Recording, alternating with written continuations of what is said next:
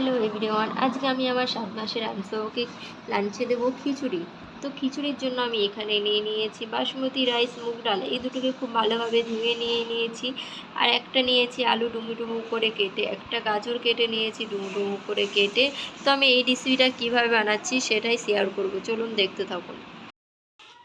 আনসবাবুর খিচুড়িটা আমি বেশিরভাগ টাইম আমি প্রেশার কুকারের মধ্যেই করি। তো প্রেশার কুকারটা গরম হয়ে গেলে আমি একটু দিয়ে দেবো বাটার।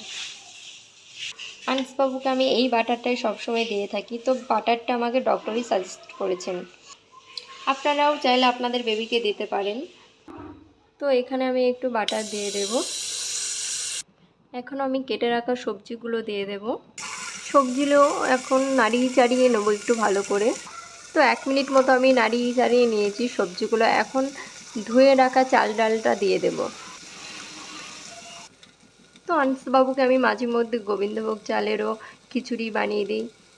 তো অনেক রকমই ওকে আমি সব রকমই দেওয়ার চেষ্টা করি। তো এখন আমি একটু জিরে গুঁড়ো দিয়ে দেব।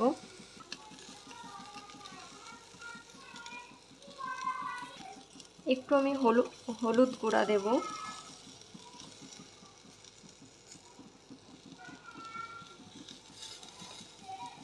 এটাকে একটু ভালোভাবে নাড়িয়ে চাড়িয়ে নেব। তারপরে একটু জল দিয়ে নেব, গরম জল, যেটা খাবার জল আমি আনসবাবুর জন্য রাখি সেটাই দেব।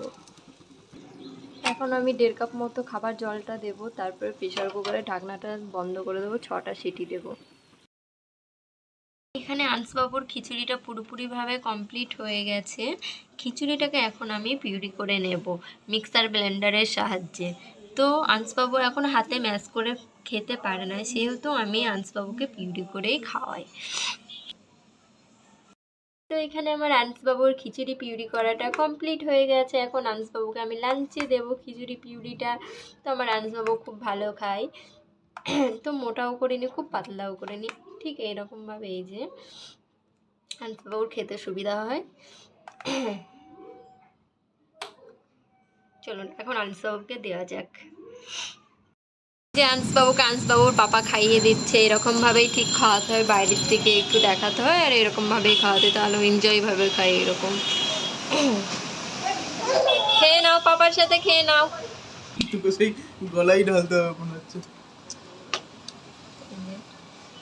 হ্যাঁ, মুখ থেকে বার করে জিভে করে খাচ্ছে, কত ভদ্র ছেলে।